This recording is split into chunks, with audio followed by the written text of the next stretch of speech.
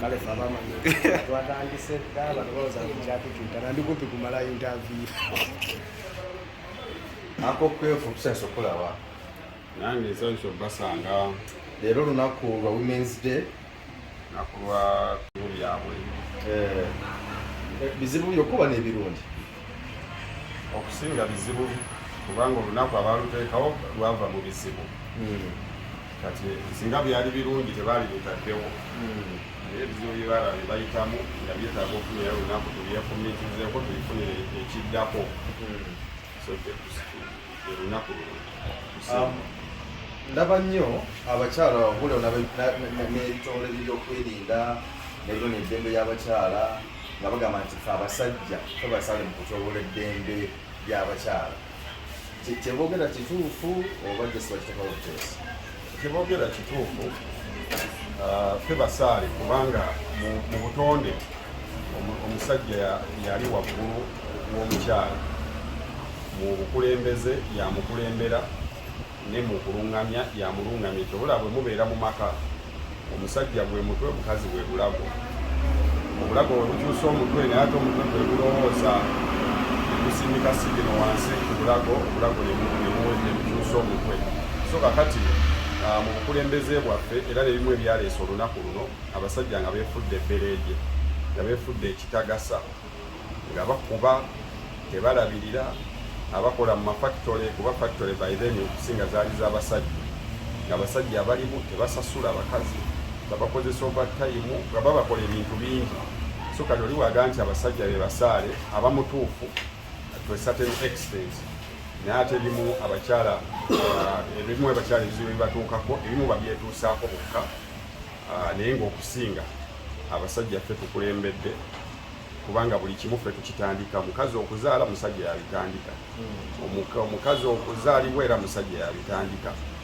future y'omukazi era eba mikono gya musajja yalina okitegeerera naye kati abasajja ebadde n'emabega ne batandika obalowooleza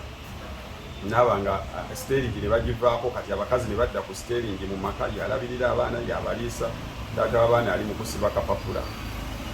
n'otunuulira n'ogamba kati tuli ku kiwano kati lwe lunaku luno kutunuulira bizibu byabwe nabutya bwe tusobola okubitereezaamu ng'era ffe abasajja era ffe tulina okuba basaale mu kubitereeza oluwonda n'abalona eddembe ly'abakyala okugeza nti wano abayimbi abakyala bavudeyo nnyo atwala badajandre waliwo omwana muwala yavaayo n'agamba nayogera ensonga byonna tubadde tugoberera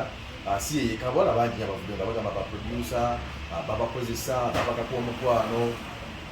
n'abalala bonna olowooza kyekiyinza okukolebwa era gavumenti ekoze ekimala okulaba nga eddembe ly'abakyala likwatibwa nga likwatiddwa era tugwanidde okulujaguza olunaku luno era kyagambye tetulujaguza nze sirujjaguza yasi mbeera okwefumiitiriza ku bizibu by'abakyala si kulujjaguza kwefumiitiriza ku bizibu byabwe nakulaba kutya tusobola kubikola gavumenti yo nga gavumenti ng'osoose n'ogisa ebbali ba individuals mu industry eyo mulina okwerwanako kuba yo gavumenti ekintu kimu ekubanja bujulizi okitegedde kakati obulamu nabwo bugikaluubirira kuba okunoonyereza kwa wano kunafu nnyo kutono nnyo waliwo n'ebintu byolabira ddala nga birabwa n'ayonka ne bibakugaa gavumenti ekyanoonyereza lipooti n'ebula kakati gwe ng'omuyimbi gwe batuusizzaako ogw'obuliisamaanyi gwe batyobodde eddembe lwe baliisizzaamu amaaso producer ani singa abayimbi abakazi baggulawo embeera ya name and shame teekawo erinnya nnyini lwaswale then n'obujulizi buleete mu kooti yimirirayo singa baproducer n'abantu tebakyakola bintu ebyo naye buli gwe babituusaako abiwawaabira mu bakamera abiwawaabira ku sho za lugambo bw'omubuuza wafunyeeyo police reference takuddamu olisegedde twafuna wano shiba twasembayo nga azze ku Instagram ne Twitter nga atunyonyola nga waliwo omusajja atawuliriza luyimba lwe olwankwata bulungi n'amukwata bubi twakanya mugamba nti mwogere ate yamwogera so singa yamwogera yandibadde entandikwa y'omusajja oyo mukomako naye yasirika ate nga yeyandibadde good example nti olaba kituuse ku shiba kitegeeza kisobola kituuka ne ku bayimbi bano abato abakyakula so kati abayimbi abanene you name and shame oli bw'ojja ku show backstage n'akutigaatiga mugenda mu studio n'akutigaatiga vaayo oyo oteekemu ogambe nti gundi kuba gwe musango gwa naggomola omutwale ku poliisi oveeyo oleme kutya kuswala ogende owa obujulizi bamukwate bamuggalire kuba naamala omuggalira banneko bajja okulabira naye mwe babatigaatiga n'ovaayo n'otandika binyumyako mwezi interview producer gundi yankola bwati oba okotogedde abawala bangi aba basigadde emabega eyo n'abakazi abagenda okutyobola oyo omuntu y'omu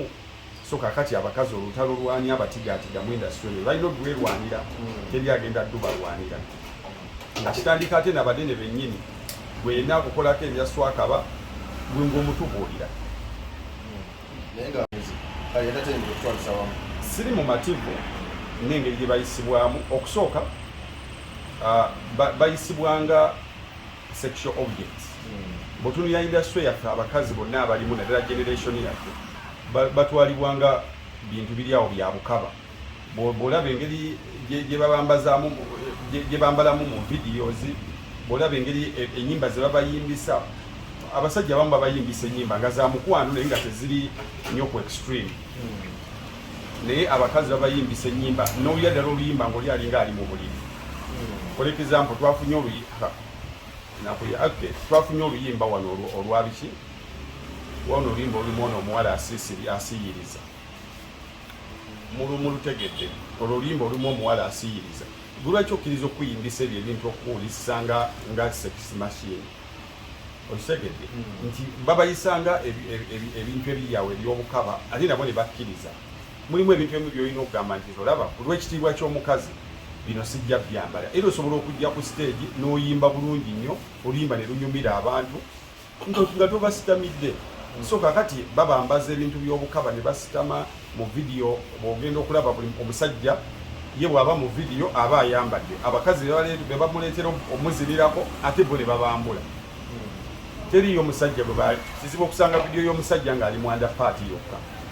naye vidiyo z'abakazi babeera mu mpale zokka nika zokka kati mu abakazi bo mulina okwerwanira mugeba ne tetuddamu kubeera mu vidiyo nga tuli bwereere